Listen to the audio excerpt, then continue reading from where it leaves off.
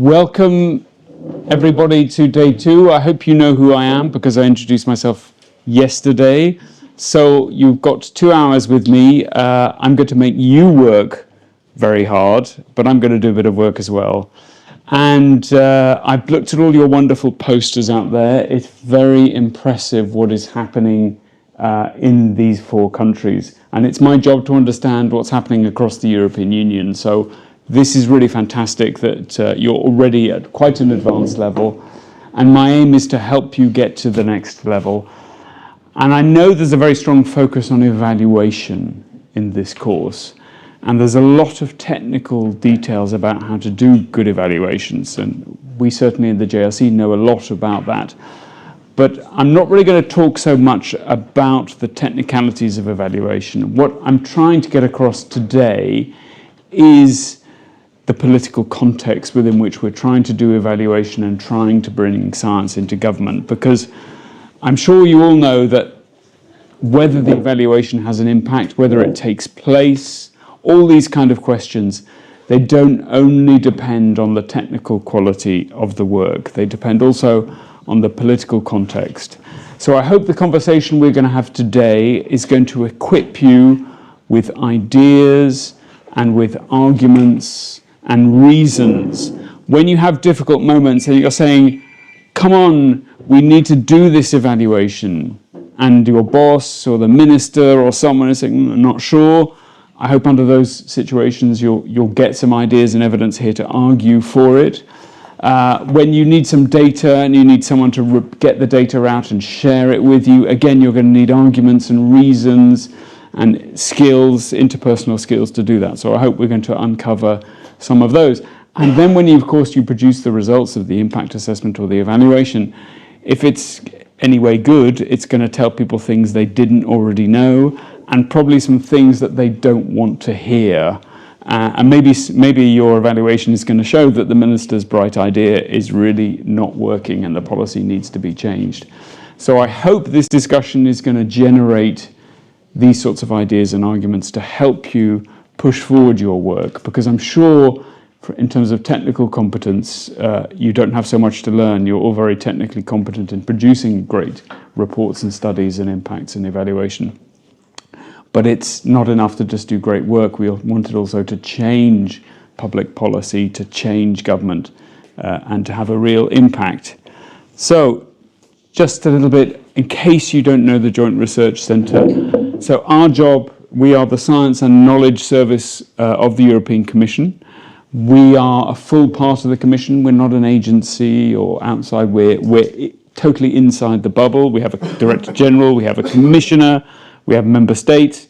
We are 2,000 plus scientists in 6 countries. Yesterday, President van der Leyen went to break the ground on our new building in Sevilla, which is going to be a new European Bauhaus building, which is her big love. And it's going to be a net climate positive building. So we're actually going to create more energy than we use. Producing 2,800 peer-reviewed publications. Pretty much any science you care to name, a lot of natural science, but also modelling, evaluation, all the things that you know. Working on pretty much every single European policy. So if you ever think, oh, I wonder if the JRC does any work on that, maybe they can help us, drop me a line and I will connect you with the scientists who are working in that field, and maybe they can help you. Okay, so already you're going to start working. And the first question is to start at the beginning. So why the hell do we need evidence-informed policies, evidence-based policies? Why is it so important? Now, I've got some answers, but first I'd like you to discuss at your tables your answers. So for the next 10 minutes, I would like you in your groups to answer this question. Why is evidence-informed policy, evidence-based policy, science for policy, even evaluation if you want, whatever you want to take that question, why is it so important? So we're trying to get to the heart of the political arguments about why this matters. You've got some pens, they work, you've got a big sheet of paper. Now we've got 3 questions to answer in this session, and you're only going to get 1 piece of paper. So write your answers on here with the big pens, but try and realise that you need to fill up the piece of paper by the end of the session. You won't get another one, so use that to guide your space. So discuss amongst yourselves, and then at the end, I'm going to ask one of you to try and tell the rest of the group what your answers to these questions are. So is that clear what you're doing for the next 10 minutes? Yeah. Go.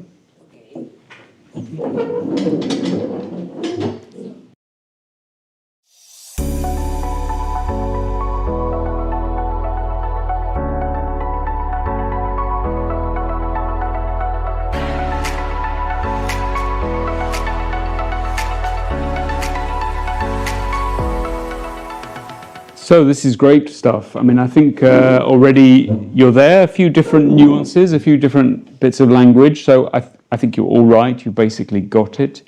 Let me try and give some of the answers that we give, and we see how much they come together. So firstly, just a bit of definition of terms. So, and we use the term evidence-informed policy making. In English, evidence-based might appear to undermine the importance of politics. So that's something we want to avoid at all costs, that we're taking away the responsibility of politicians to take decisions. So that's why the evidence informs the policy making, it doesn't provide the basis. So it's a process that integrates systematically gathered and evaluated evidence into the decision-making process. It emphasizes the use of empirical evidence to guide and support policy actions.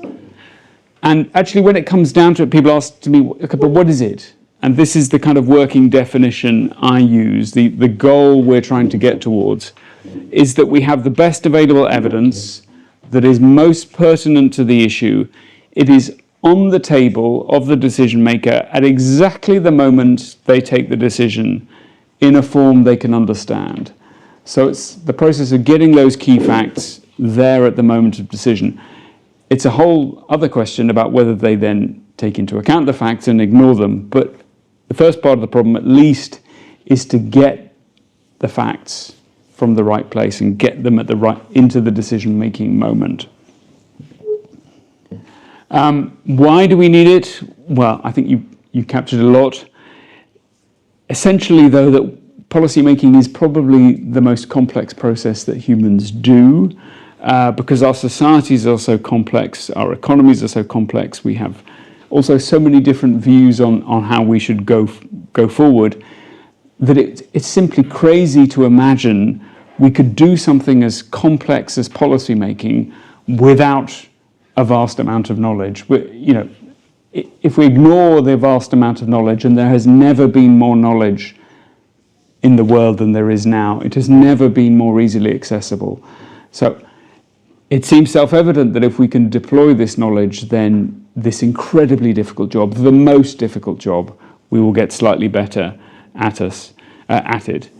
And as came out very clearly, science and scientific evidence gives us the best available picture of reality. Science is the best thing that humans have invented to understand reality. And we can see at the moment in our politics is that politics is sort of deviating from reality. A lot of political debate is about non-issues or entertainment issues. We can see politics becoming a branch of entertainment. So when politics and democracy starts to deviate from reality and the real problems we face, and if you have a sense that a lot of the real problems we face are simply not being discussed anymore, then we have a problem. So bringing scientific evidence into policy in whatever form is a crucial way about making sure that our democracies are dealing with reality, because when they lose touch with reality, then we have a problem. And as everyone said, of course, it can help inform policy at all different stages of the process, and efficiency and effectiveness, crucial parts of that.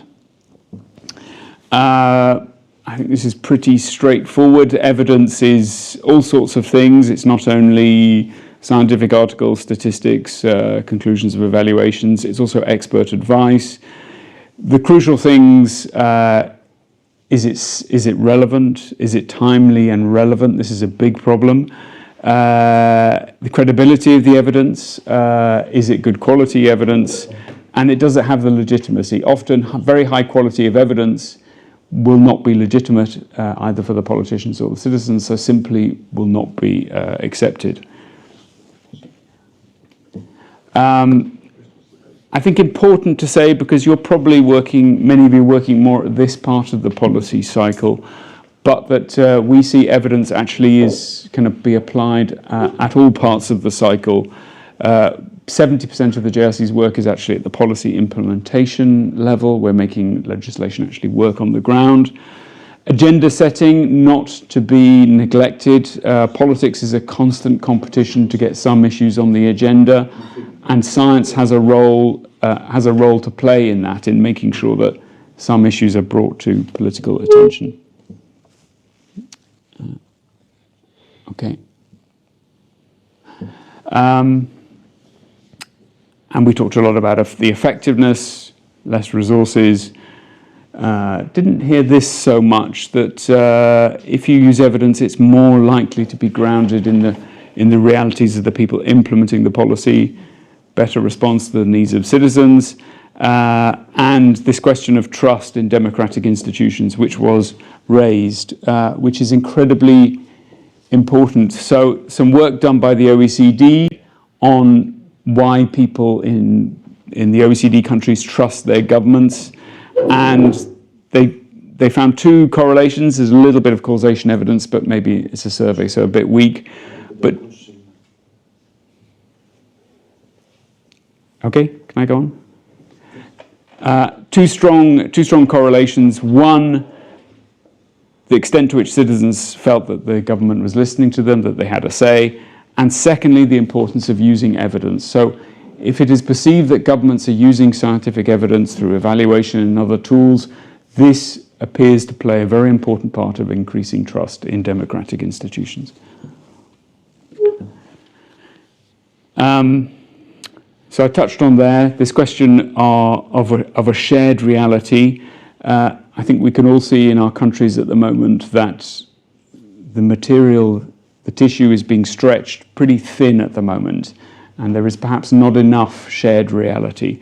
So using scientific evidence is an important part of creating a sense that we're all living in the same place and facing the same situations.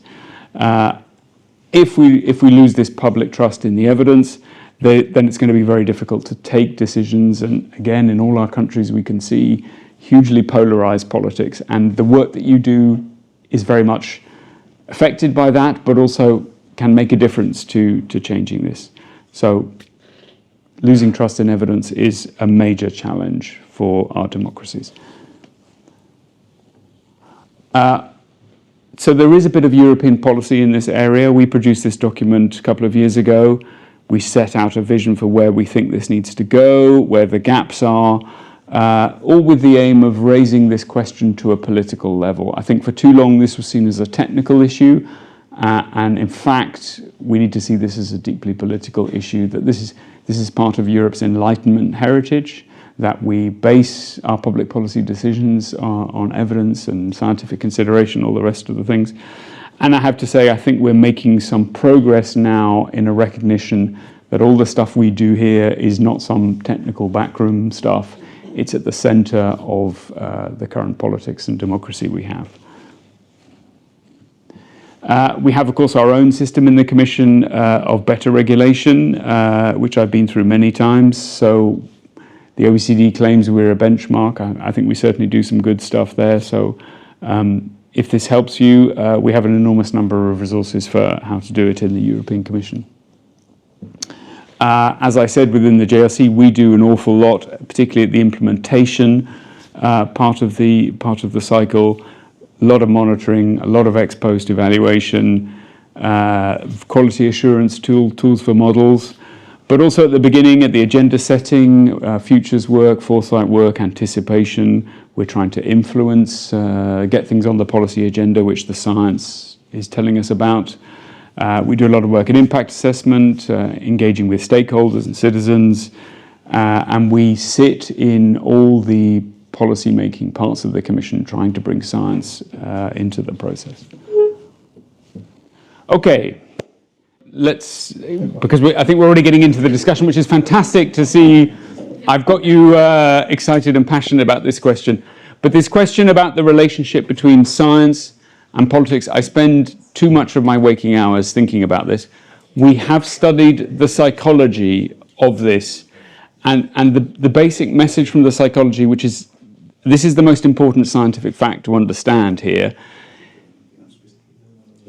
is that you may think that you are a rational human being. First you think about the facts, and then you work out what to do about them.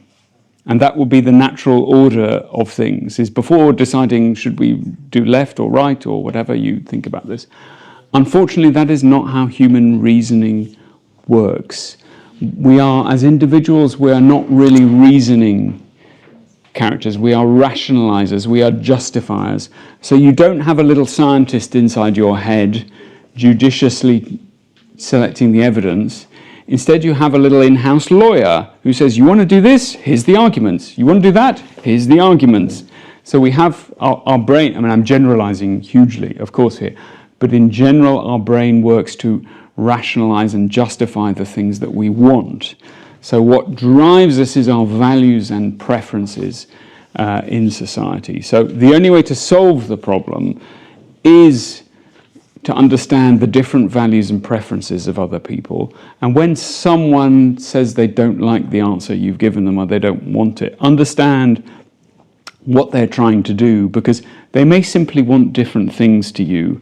And in a democracy, that is legitimate, that's allowed. And there is no fact that can say what they want is wrong. On the other side, of course, I do believe that we can come to some sort of consensus about science. Science can do that, and science can say 98% of science say the scientific consensus is this or that or the other, and that should weigh. But the game here is not really to persuade people to believe one or other facts. The game is to deliver policies that change things. That's really what's going on there. So we're going to now get into this subject. So 10 minutes, again, second half of the sheet.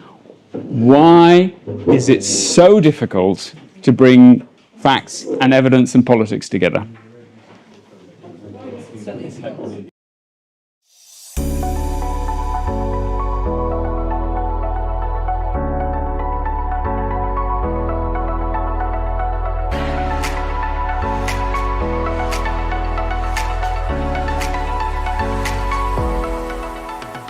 So great answers. I mean, I don't know who's teaching who here, but these are our thoughts.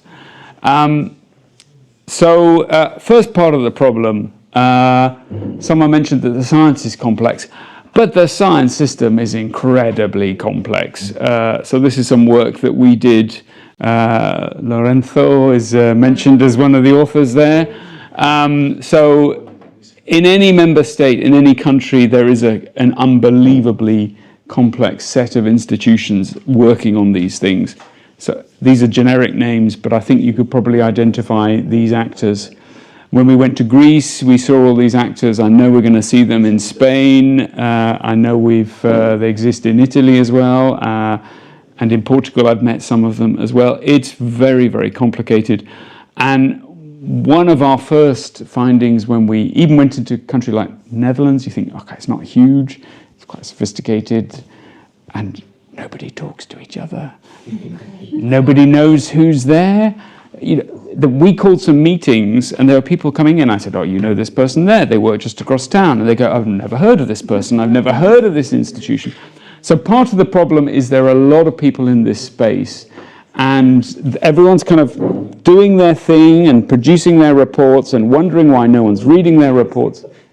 And the problem is that people don't know each other and they're not connected. So one of the major goals of our work is to help people connect, because it's kind of basic social science. You're more likely to achieve impact with your work if you're part of a coalition, if you're part of an alliance. Because if a politician or a minister on a Monday, they have one organization that says this is the answer, on a Tuesday have another one, on a Wednesday. After a while, they're going to think, well, that's probably the right answer because I'm getting it from different people here. So understanding we use this concept, an ecosystem. It's not it's very organic, but understanding who's out there, finding your allies, connecting to them and working together is very, very important. Also for the quality of the science. I mean, as I said, as individuals, we're not very good at reasoning. Working together, then we're much better, because I say, look, okay, you're half right there, but that's wrong, and we come to a consensus and a synthesis. So understanding the ecosystem and working with it is a crucial part of making evidence, evaluations, and all the rest of it have an impact. This is a paper that we did. We talked to, I think, 1,000 professionals across the member states of what are the problems. So we broke it down into questions of individual competence.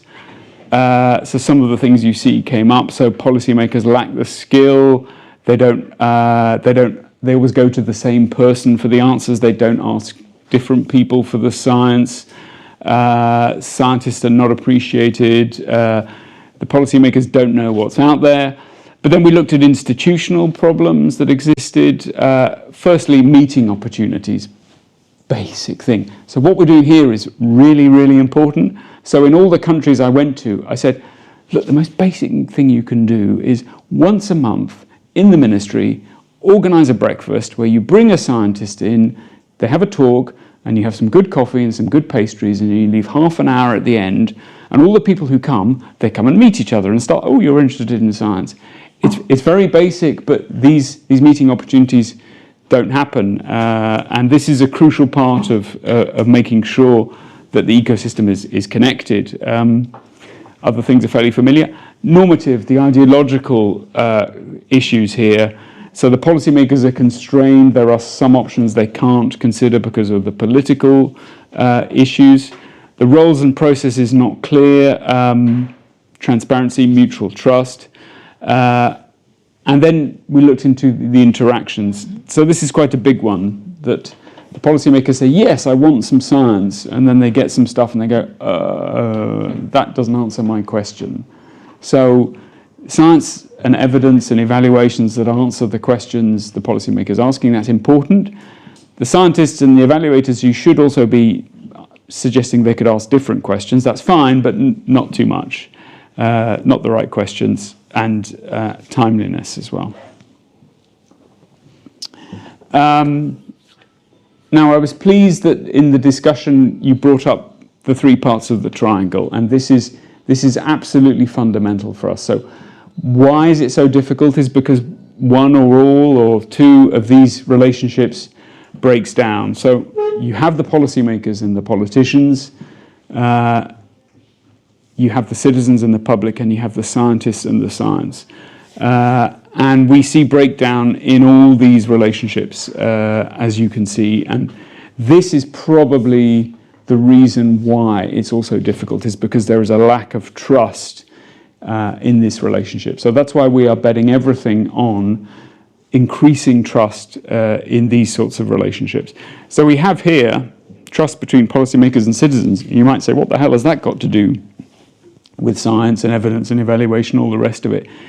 It's because, as we were discussing earlier, you can't really separate neatly the politics and the facts. Firstly, in terms of policy-making discussions, every discussion, the two are always in the same sentence. But also in our heads, as I was trying to explain, we think of them as one, because we identify the science according to the politics and our preferences in our head.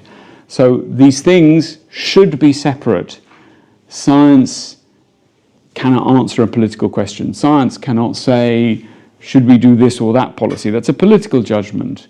But nevertheless, the two things are closely related and interfere with each other in a difficult way. So this is why we focus on this, that we're not going to make any progress in getting the IPCC to be listened to or getting your evaluation to have an impact until we start to work much harder on this relationship between the citizens and the public, the citizens and the government. We have also work to do between increasing the trust of citizens in the science and vice versa.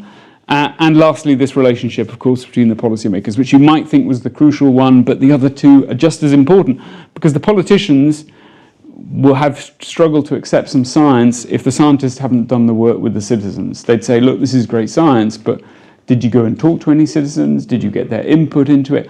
You know, I've got to answer to these people, not to you, so why are you bringing me this evidence which you didn't go and talk to you're evaluating a project on the ground, but you didn't go and talk to the people on the ground. That's no use to me if you do that. So keep in mind this complex relationship. It all works in two ways, both directions as well.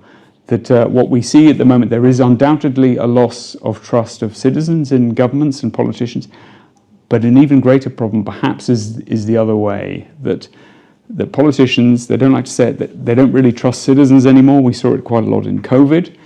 And what we think is happening is that they are looking at the social media and the mainstream media and seeing very, very divided countries, and they think, well, there's no space in the middle anymore. And that is because they're getting a false negative from social media, because it pays to be extremist. That makes a lot of money for the platforms. So many people in our society are switched off from politics, they're alienated, they're disengaged, they're not on social media. And so we're losing the silent majority, if you like, which is a bit more reasonable. And this is why the politicians are losing trust in citizens. And we have a job to do to show that things are still possible, change is still possible, and the political space is there. So, science for policy, evidence-informed policy, what does it mean? If you're a researcher or an evaluator, you've got to understand the policy issue, you've got to understand the science, but not just one discipline. You need to understand the scientific limitations.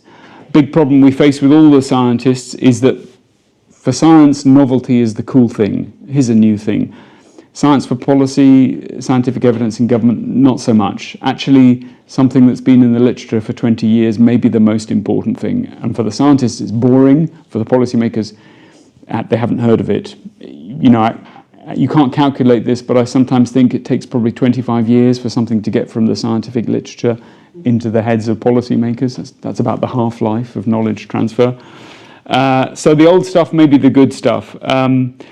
Understand the limitations of communicating science, so different modes of language you use to scientists are different to policymakers. Also very important to understand the limits of recommendations.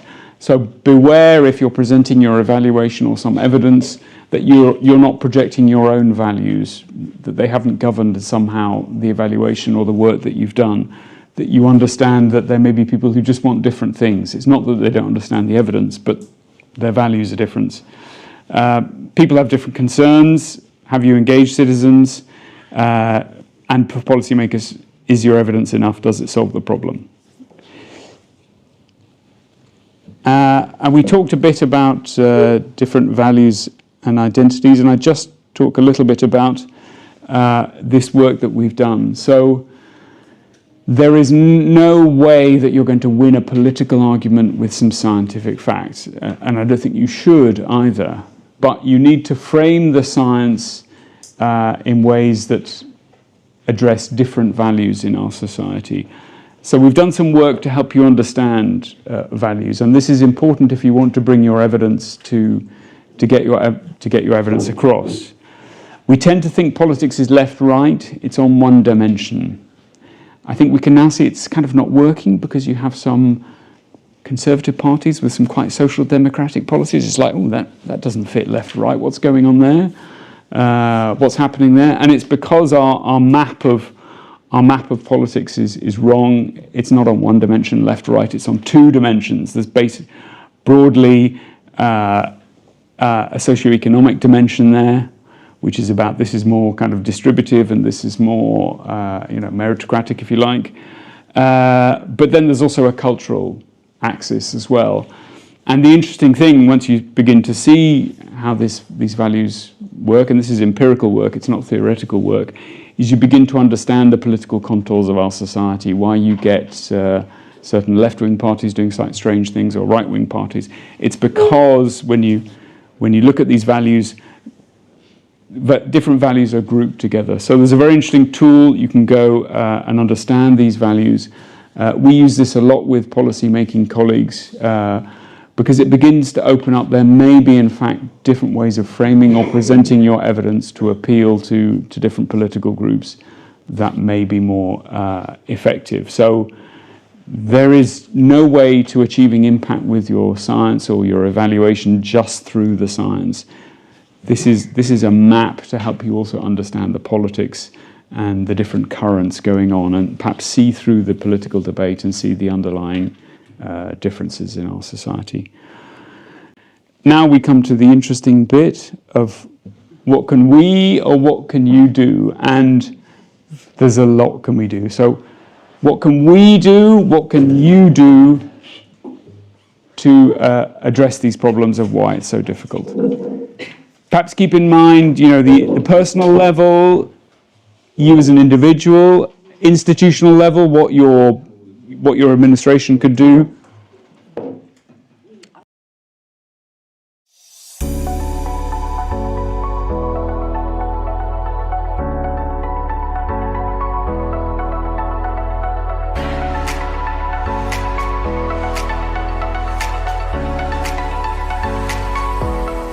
So once again, a fantastic collection of ideas. I hope some of these ideas you actually take home and want to do them and use them. I've got some more.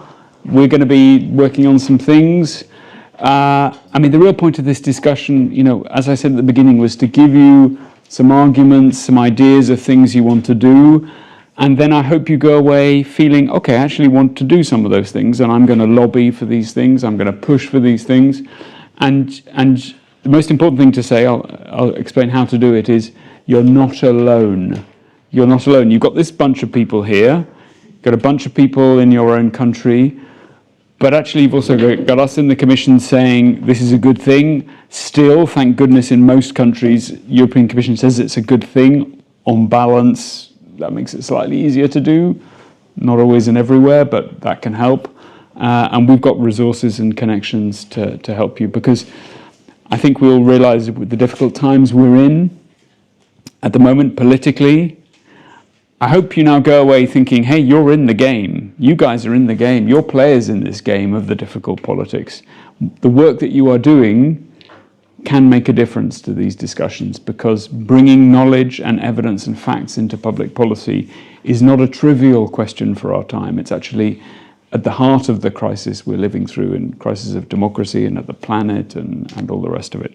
So I hope you feel at the end of this discussion that you have some agency, you have some ideas, and you have some desire to change things. So just a little bit of what we're doing in my team. So the whole of the JRC is bringing science always and everywhere to everything. So it's my team's job to think about the questions we've been discussing today, why it's so hard and what we can do about it. So this is what the unit is doing. So we've done a lot of the science, the political psychology to understand these things, why they're so difficult. I talked about the values report. We have another one just out on trustworthy public communication.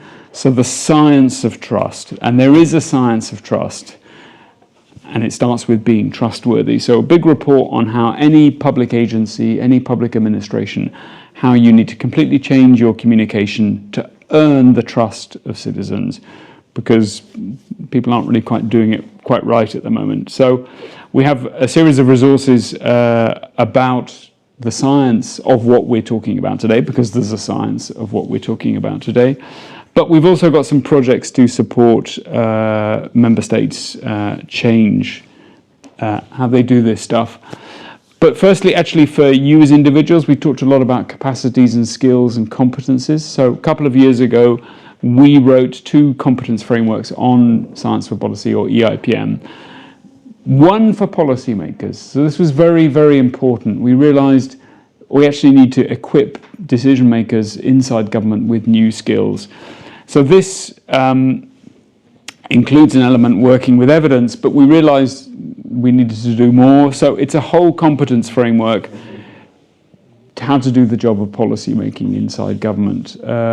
In Italy, I know, for example, that this was adopted by our good friends in INA, Who's from ENO? SNA. Sorry? SNA. SNA. Scuola Nazionale. Scuola Nazionale. So is anyone from the SNA here? I don't think so. But it has been adopted as the underlying reference competence framework for policy-making skills in the Italian public administration.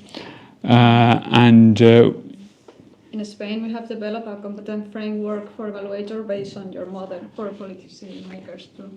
So, fantastic. I think I knew that actually. But so lots of things we've been talking about are here.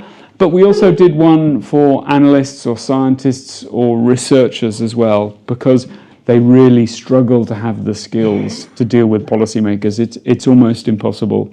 So that is online and available. And most importantly, what we did is created a little tool. So if you want to check yourself and check your own skills, go to this link and answer some questions, and it will tell you whether you have these skills or not. So this is this sort of we don't call it self-diagnosis because these things it's not really a medical thing, but it's a self-reflection. All the slides will make sure you get, but this is a tool where you can go and check. You can choose whether you're there as a decision maker, a policy maker, or there as a researcher or an analyst, and see whether you've got the skills. And hopefully that'll give you some tips. When you get the diagnosis at the end, it gives you some tips, it gives you some reading material, it gives you some courses you can take, the whole thing. So we are now, we have been doing this project with a number of countries, of which you can see Greece in there. So we just finished that earlier this year, 7 countries. I don't think those 7 countries have ever been put together. It's kind of a strange combination, but an absolutely fascinating one. Very different forms of politics and democracy, some very distributed governments, some very centralized governments. But we essentially went in and spent 2 years talking to everyone about all the questions we've been talking about, doing a deep dive, and we came up with a series of policy recommendations at the end, which are now in Greece certainly being taken forward, and we're talking to the General Secretariat of the Council now about legislative measures and institutional measures and all sorts of things. So, and of course a starring role for ECTA as well, I hope, in this. A crucial pillar of things in Greece. So what did we learn? I think we learned is this ecosystem approach works. You know, if you want to go fast, go alone. If you want to go far, go with many. Connecting to other people working in this area is what brings power and will start to change things, because that is how policymakers reason. They triangulate. If they get the same message from many different parts of the spectrum, then they will begin to think this is what's happening. So social proofing really works. So building and connecting with other people working on similar things is crucial. We've invented or come across something we think that is crucial, this job of knowledge broker. So not every scientist can talk to every policymaker. They just can't. And policymakers don't have the time to read all the science. So we think every country needs people and institutions we call knowledge brokers. These are people and institutions who sit between the science and the policy, who are bilingual, and they know people on both sides. So they're great networkers. You know, if you understand network theory, in network theory, the most important part of the network is not the hub, but the center. It's the people on the edge who are also in a neighboring network, because they ensure the information flows between different networks. So that's the science underpinning why we think knowledge brokers are so important. So maybe you here in this room are all going to be knowledge brokers. And that means someone asks you a question, you say, look, I don't know the answer, but I know someone who knows. So you have a great network, and you have a network of trust. So when someone else tells you this is the paper to read, this is the professor to invite to see the minister, then you know you're cooking. And what does that look like in reality? It looks like in reality the minister saying, I can read one paper on this, what's that paper? And the knowledge broker saying, I'll come back and I'll tell you which paper is. Or, you know, I want to hear who's the best expert in Greece or Italy on this topic. You say, I don't know who it is, but I'll come back tomorrow and tell you who it is. And the minister says, okay, that's the person I want to see. Give me an hour with that person. That's what knowledge brokerage looks like in practice, is being able to connect a need with the best available knowledge that you can. Not a simple linear process, beautifully identified with your diagram with the feedback loops. A range of stakeholders should be involved in this process, and certainly across countries, no one size fits all. What we did see very strongly is that there are some commonalities, but some countries are very decentralized, some are distributed, and the science system needs to follow that. What else can I tell you? Yeah, a lot of it is about changing the way governments work. Now, this is where bringing science into policy can actually help relations between different departments, but that's obviously a huge obstacle. What else can I say? Yeah, there's some points picked up here about the top-down process. You need the top-down process.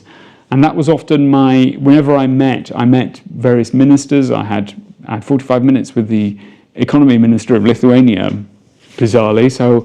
And I met various top civil servants in all the member states, and to every single one I said, look, please, there's one thing you can do for me. When you're next in a meeting and one of your civil servants makes a claim, a factual claim, says this is the situation, can you say that's very interesting, what's the evidence for that? Send me a 2-pager on the evidence. So if the politicians and the senior civil servants at the top start to systematically ask for evidence, then the machine will start to turn. The civil servants say, for God's sake, don't go to that minister without the 2-pager that you slide across, because he's going to ask you, or she's going to ask you, what's the evidence? You're telling me this, why do you say that? So that is the beginning of the process. If we can get this culture, this reflex amongst the top people in our organizations to just always ask. When you hear someone make a claim, make a statement of fact, saying, why do you say that? What's the evidence? Show me the evidence. Send me 2 pages. I want to see. Send me the best expert. That's how these small things can change. And I want to leave you with a sense of hope that some of these things can be very small, but they can have huge effects in changing culture, because that is how culture changes.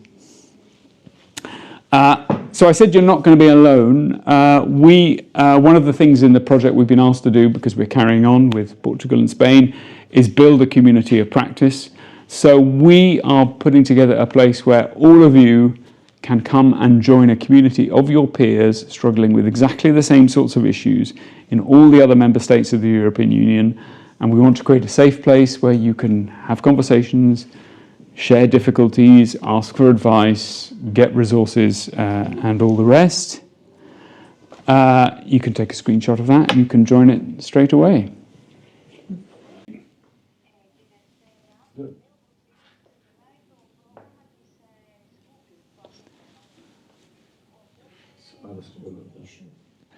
Nearly finished. Okay, so the next project, 7 more countries. Again, an interesting coalition of countries. Some pretty big ones there as well, which is going to be an interesting challenge. So what are we working towards in the second project? So we're looking at the health of their own ecosystem at organization level and at individual level to see if they have the necessary conditions for the evidence to be used. And we're going to be looking at 6 kind of things. So competences and skills we're looking at, evidence and use, the boundary work, so the knowledge brokers. Are there any knowledge brokers in these countries? The production of evidence, system, and funding, and all these sorts of things. And more generally, I think these are the questions we're going to be working on that we'd like your help with, and we hope we can help you.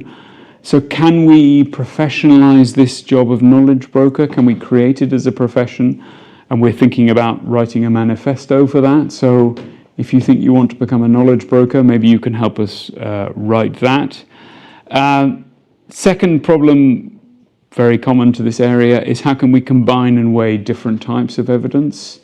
This we see all the time. You have some economics, you have some natural science. How do we fit that together?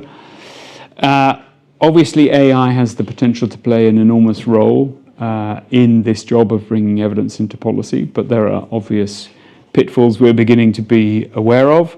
The question of impact as well. How do we know if this stuff is working? And last but not least, back to democracy, is how can we ensure that the way governments use scientific evidence is done with real integrity so that it increases trust in democracy? And we're looking into some ideas for a framework in this area. And last but not least, just a few, these are quite old actually, so our original policy tips for analysts and researchers. We're going to be updating these because we think we have some more things to say. But these were from, I think, 6 years ago. So you can see, and there's a longer version, you can see what's behind this, but our tips are still fairly consistent. Networking, being bilingual, understand your own values, build trust, all these sorts of things. So that is it from me. I try and post on Blue Sky interesting bits of research and science in this topic, and democracy as well. Follow me on LinkedIn for the more professional stuff to understand what we're going on. But the community is the best place. So we have, I think we're almost at the end of time, but it's been an immense privilege for me to work with you and see how rich Europe is in committed people. And I hope you leave with some sort of inspiration that what you're doing really matters, and you have friends and allies and partners out there to help you. Thank you very much. Thank you.